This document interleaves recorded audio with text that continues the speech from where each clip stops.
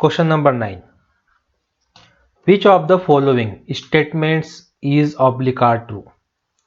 Firewall can screen traffic going into or out of an organization. Virtual private networks can simulate an old leased network to provide certain desirable properties. Choose the correct answer from the code given below. सबसे पहले हम firewall को समझ लेते हैं क्या कि firewall means क्या। फायरवॉल एक सॉफ्टवेयर भी हो सकता है और फायरवॉल एक हार्डवेयर भी हो सकता है। अगर सॉफ्टवेयर की बात करें तो मैं सिंपल यहाँ पे एग्जांपल लेता हूँ उस फायरवॉल का जो हमारा ऑपरेटिंग सिस्टम में बाय डिफॉल्ट अवेलेबल होती है। जैसा कि मैं विंडोज़ ऑपरेटिंग सिस्टम की बात करूँ तो विंडोज़ ऑपरेटिंग सिस्टम के अंदर एक फायरवॉल पहले से ही अवेलेबल होती है सिक्योरिटी के लिए। अगर हम हार्डवेयर की बात करें तो एग्जांपल में यहाँ पर लेता हूँ फोर्टिनेट का। फोर्टिनेट क्या है? एक हार्डवेयर। फॉर एग्जांपल हमारे कॉलेज के अंदर या फिर कंपनी के अंदर किसी भी ऑर्गेनाइजेशन के अंदर जहाँ पे कंप्यूटर्स आपस में कनेक्टेड है, तो इन कंप्यूटर्स को इस नेटवर्क को प्रोटेक्ट करने के लिए एक फायरवॉल का यूज किया जाता है। जैसे मैंने यहाँ पे एग्जांपल लिया था फोर्टिनेट, ये एक फायरवॉल है, एक हार्डवेयर है मीन्स। अब ये फायरवॉल क्या करेगा? अनऑथराइज्ड एक्सेस को रोकेगा। फॉर एग्जांपल कोई वेबसाइट है, लाइक सोशल मीडिया की वेबसाइट है, अभी कॉलेज टाइम है, ओके, कॉलेज टाइम में सोशल मीडिया की वेबसाइट ओपन ना कर पाए स्टूडेंट लैब टाइम में, तो फायरवॉल की मदद से इन सोशल मीडिया की वेबसाइट को यहाँ पे रेस्ट्रिक्ट किया जा सकता है ताकि बच्चे इस वेबसाइट को ओपन ना कर पाए। यदि हम वेबसाइट को ओपन होने से रोक सकते हैं, देखिए बात यहाँ पर क्या हुई थी, ट्रैफिक गोइंग इनटू और आउट, डेट मीन्स वेबसाइट्स कौन कौन सी ओपन की गई है इसका पता भी लगाया जा सकता है, या फिर कितने यूजर्स इस नेटवर्क के अंदर आ सकते हैं, कौन यूजर्स नेटवर्क के अंदर एंटर कर सकते हैं, इस चीज को यहाँ पे कंट्रोल किया जा सकता है। अगर हम लोग देखें तो फर्स्ट ऑप्शन पूरी तरीके से ट्रू है। अब अगर हम सेकेंड ऑप्शन की बात करें वर्चुअल प्राइवेट नेटवर्क की, तो इसके लिए एक सिंपल सा एग्जांपल मैं यहाँ पे लेता हूँ। फॉर एग्जांपल मान लीजिए कि कॉलेज की कुछ ब्रांचेस है, ओके, या कंपनी की कुछ ब्रांचेस है। एक ब्रांच इस जगह पे है, ओके, XYZ एरिया में, अनदर ब्रांच इस जगह पे है, ABC एरिया के अंदर। अब इन ब्रांचेस के नेटवर्क को हमको ऐड करना है, आपस में कनेक्ट करना है। तो कनेक्ट करने का अगर मैं ट्रेडिशनल तरीका देखूं तो वो क्या है, वो है लीज लाइन। मीन्स हम लेन केबल का यूज करके नेटवर्क यहाँ पे दे सकते हैं। लेकिन अगर मोर सिक्योर, मीन सिक्योरिटी की बात हो रही है यहाँ पे कि हम चाहते हैं कि ये नेटवर्क प्राइवेट होना चाहिए, तो यहाँ पर हम लेन का यूज कर सकते हैं, लीज लाइन का यूज कर सकते हैं। लेकिन एक और ऑप्शन यहाँ पर है, वो है VPN यानी वर्चुअल प्राइवेट नेटवर्क, जो उसी तरीके से काम करता है जिस तरीके से नेटवर्क को सिक्योर करने के लिए लेन से जोड़ा जाता है।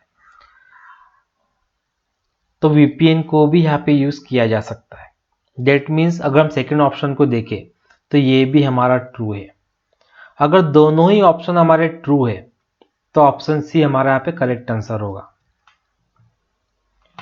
Question number 10, identify the correct sequence in which the following packets are transmitted on the network by a host when a browser requests a web page from a remote server, assuming that the host has been restarted। यदि हम लोग यहाँ पर देखें, हमें यहाँ पर दिखाई दे रहा है HTTP get request, okay, then DNS query, TCP SYN, okay. तो हमें क्या पता करना है, करेक्ट सीक्वेंस। 4 ऑप्शन हमारे सामने है, कुछ इस तरीके से हम समझते हैं। फॉर एग्जाम्पल एक ब्राउजर हमारे सामने है, ओके, ये ब्राउजर है। अब इस ब्राउजर के अंदर हमने एक एड्रेस पुट किया www.easyexamnotes.com। अब जो एड्रेस हमने एंटर किया है, ओके, अब इस एड्रेस के ऊपर DNS क्वेरी पुट की जाएगी। DNS क्वेरी मीन्स जो हमारा कंप्यूटर है, ओके, वो हमारे इंटरनेट सर्विस प्रोवाइडर से पूछेगा कि जो मैंने क्वेरी मीन जो एड्रेस यहाँ पर मैंने पुट किया है, आखिर इस एड्रेस के लिए IP एड्रेस क्या है। सबसे पहला काम क्या हुआ यहाँ पे, डीएनएस क्वेरी। यदि हम इन 4 ऑप्शंस में देखें तो ऑप्शन बी के अंदर डीएनएस क्वेरी हमको दिखाई दे रही है और ऑप्शन डी के अंदर हमको डीएनएस क्वेरी दिखाई दे रही है। और जब IP address means DNS server जब मिल जाएगा, ठीक है, मीन्स ये डीएनएस आखिर कहाँ पे रखा हुआ है, ये वेबसाइट कहाँ पे रखी हुई है, जब उस सर्वर का पता चल जाएगा तो उसके बाद में एक टीसीपी कनेक्शन एस्टेब्लिश किया जाएगा। टीसीपी कनेक्शन किसके लिए, ताकि क्लाइंट मशीन और सर्वर आपस में कम्युनिकेट कर सके। और टीसीपी कनेक्शन को एस्टेब्लिश करने के लिए क्लाइंट मशीन क्या करेगी, एक टीसीपी SYN मैसेज भेजेंगी डीएनएस सर्वर मशीन को। डेट मीन्स डीएनएस क्वेरी के बाद यदि हम लोग देखें तो टीसीपी SYN, और ये हमें मिल रहा है ऑप्शन बी के अंदर। अब अगर मैं नेक्स्ट देखूं तो बी से ही हमको आंसर मिल गया। अब इसके बाद हमें क्या मिलने वाला है, HTTP गेट रिक्वेस्ट। बिकॉज अगर 2 की सीक्वेंस हमको मालूम पड़ गई, थर्ड सीक्वेंस में हम HTTP को यूज करेंगे।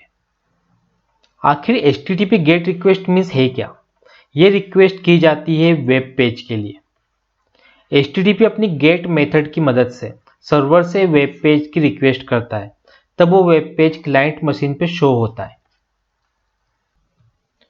Question 11, in computers subtraction is generally carried out by. यहाँ पे ध्यान देने वाली बात क्या है, कंप्यूटर्स की बात की जा रही है। कंप्यूटर्स मीन्स हम जानते हैं कि यहाँ पर बाइनरी नंबर्स का यूज किया जाता है। तो बाइनरी नंबर के लिए टूस कॉम्प्लीमेंट का यूज किया जाता है, और जो टेंस कॉम्प्लीमेंट है और नाइन्स कॉम्प्लीमेंट है ये डेसिमल नंबर्स के लिए यूज किए जाते हैं। अब आखिर टूस कॉम्प्लीमेंट क्या होता है, तो एक एग्जाम्पल हम यहाँ पे लेके चलते हैं। फॉर एग्जाम्पल एक बाइनरी नंबर हमारे पास में है 01111। ओके, इस बाइनरी नंबर का हमको टूस कॉम्प्लीमेंट निकालना है। तो सबसे पहले हमें क्या करना पड़ेगा, इस बाइनरी नंबर का वंस कॉम्प्लीमेंट निकालना पड़ेगा। जस्ट हमको इसको फ्लिप कर देना है, 0 की प्लेस पे 1, 1 की प्लेस पे हमको 0 रख देना है। अब वंस कॉम्प्लीमेंट निकालने के बाद यहाँ पर हम लोग ऐड कर देंगे 1। ओके, तो जब हम यहाँ पे 1 को ऐड करेंगे तो हमें कुछ इस तरीके से मिलेगा 1001। तो ये जो आउटपुट हमारे सामने आया है एक्चुअली ये है टूस कॉम्प्लीमेंट। टूस कॉम्प्लीमेंट हमको क्लियर हो गया, वंस कॉम्प्लीमेंट भी हमको क्लियर हो गया। अब नाइन्स कॉम्प्लीमेंट कैसे निकालते हैं ये भी हम देख लेते हैं। एक डेसिमल नंबर हम यहाँ पे लेते हैं 1423। इस डेसिमल नंबर का हमको नाइन्स कॉम्प्लीमेंट निकालना है। तो कुछ नहीं करेंगे, जितनी डिजिट्स हमने ली है लाइक 4 डिजिट्स है, तो 49 लेके 1423 को उसमें से माइनस कर देंगे, तो हमें यहाँ पर कुछ इस तरीके से मिलेगा। ओके, तो ये है नाइन्स कॉम्प्लीमेंट। अब यदि टेंस कॉम्प्लीमेंट की बात करें, so ten's complement is nothing but nine's complement में हमको 1 ऐड करना है। जैसे यहाँ पर नाइन्स कॉम्प्लीमेंट क्या है 8576, तो इसका टेंस निकालने के लिए हम 1 ऐड कर देंगे 8577, ये टेंस कॉम्प्लीमेंट। लेकिन इस क्वेश्चन में हमारा आंसर क्या है, two's complement. Question number 12, consider the following tables. Primary keys in the tables are shown using underline.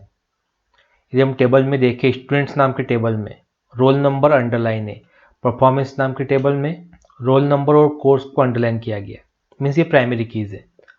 Now consider the following query. Query हमारे सामने है। ओके, अब हमें क्या करना है, the number of rose return by the above query is. Okay, तो हम क्वेरी को यहाँ पे समझ लेते हैं कि क्वेरी में आखिर बोला क्या गया है। Select S name sum p dot marks from students S performance p। यदि हम क्वेरी के अंदर इस लाइन को देखें from students S, that means students नाम के टेबल के लिए एक एस नाम का ऑब्जेक्ट क्रिएट किया गया है, and performance p, that means performance नाम के टेबल के लिए एक कैपिटल P नाम का ऑब्जेक्ट बनाया गया है। अगेन मैं स्टार्टिंग से स्टार्ट करता हूं क्वेरी को। Select S dot name, S object किसका, स्टूडेंट नाम के टेबल का। डेट मीन्स यहाँ पर सेलेक्ट किसको किया जा रहा है, स्टूडेंट नाम के टेबल में जो नेम नाम का कॉलम है। सम पी डॉट मार्क्स, सम यहाँ पर एक फंक्शन है। एसक्यूएल में कुछ फंक्शंस भी होते हैं, जैसे सम नाम का फंक्शन हो गया, एवरेज नाम का फंक्शन है, मैक्स नाम का फंक्शन है, मीन नाम का फंक्शन है, ये कुछ फंक्शंस है एसक्यूएल के अंदर। तो इस क्वेरी में सम नाम के फंक्शन को यूज किया गया है। हमको नेम से मालूम पड़ रहा है जो सम करने का काम करेगा, लेकिन किसको, पी डॉट मार्क्स, यानी परफॉर्मेंस नाम के टेबल में मार्क्स नाम के कॉलम में जो एंट्रीज है उसको सम करने का काम करेगा। ओके, ठीक है, हम आगे देखते हैं क्वेरी में। इतना हमको क्लियर हो गया। Where S dot roll number equal to P dot roll number, यानी स्टूडेंट नाम के टेबल में जो रोल नंबर नाम का कॉलम है, इसकी वैल्यू परफॉर्मेंस नाम के टेबल के रोल नंबर के कॉलम के इक्वल होना चाहिए। लेकिन अभी क्वेरी खत्म नहीं हुई है, यहाँ पर एक चीज और दी गई है, group by S dot name. Student नाम के टेबल में जो कॉलम है नेम, यहाँ पे ग्रुप बाय नेम हमें करना है। अगर मैं यहाँ पे सिंपल देखो तो सिर्फ दो ग्रुप बन रहे हैं, एक में रमेश नाम रहेगा और दूसरे ग्रुप में मुकेश नाम रहेगा। मीन्स ओनली टू ग्रुप्स यहाँ पर है, रमेश और मुकेश नाम का। अब सिंपल यदि मैं यहाँ पर देखूं, ओके, दो ग्रुप से, अगर ग्रुप दो ही बन रहे हैं, इसका मतलब क्या है कि number of query, number of row हमें कितनी मिलेगी यहाँ पर, 2 ओनली। तो हमारा ऑप्शन यदि देखें तो बी हमारा आंसर है। Question number 13, which of the following is true for semi dynamic environment.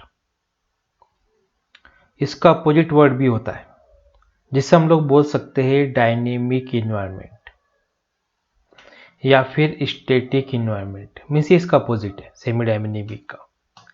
अगर सेमी डायनेमिक को हम बोले कि सेमी डायनेमिक के अंदर चेंजेस नहीं हो सकते, तो इसका अपोजिट क्या होगा कि डायनेमिक या फिर स्टैटिक के अंदर चेंजेस हो सकते हैं।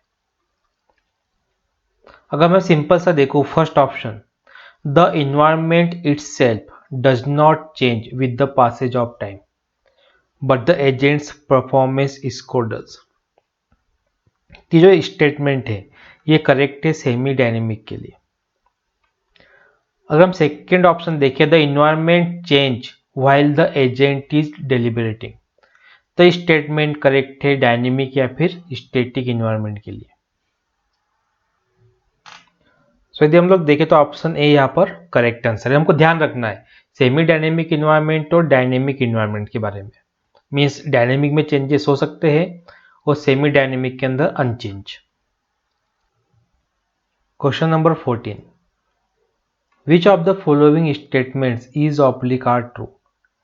Statement P, software engineering is preferable for software products having high failure rates, having poor design, or having poor code structure. Statement Q, software reverse engineering is the process of analyzing software with the objective of recovering its design and requirement specification. Means दो name है हमारे पास में, एक software री engineering है, एक software reverse engineering है। पहले हम बात करेंगे सॉफ्टवेयर रिवर्स इंजीनियरिंग की। फॉर एग्जांपल एक बॉक्स हमारे सामने है, ओके। अब इस बॉक्स को एनालाइज करना कि आखिर इस बॉक्स को बनाया कैसे गया है। मैं सिंपल जो कोड हमारे पास में है, इस कोड को एनालिसिस करना कि आखिर इस कोड को बनाया कैसे गया है, यह रिवर्स इंजीनियरिंग। मीन्स बनी हुई चीज को okay layer by layer open करके देखना क्या कि इसको कैसे बनाया गया है। अब बात करते हैं सॉफ्टवेयर री इंजीनियरिंग की। नेम से क्लियर हो रहा है हमको, यदि ऑलरेडी बॉक्स बन के रेडी है तो इस बॉक्स को मॉडिफाई करना, इस बॉक्स को दोबारा से ऑर्गेनाइज करना और अच्छी तरीके से बॉक्स बने, इसके लिए इसे कहा जाता है सॉफ्टवेयर इंजीनियरिंग। तो दोनों ही स्टेटमेंट हमारे सामने ट्रू है। That means both P and Q, option D is the correct answer. In next episode हम कुछ और क्वेश्चंस को डिस्कस करेंगे जो UGC net previous years exams में आ चुके हैं। यदि आपकी तरफ से कोई भी डाउट हो, कोई भी क्वेश्चन हो, कमेंट बॉक्स में लिख भेजिए। नेक्स्ट एपिसोड में आपके डॉट को क्वेश्चन को सॉल्व करने की पूरी कोशिश करेंगे। Thank you for watching.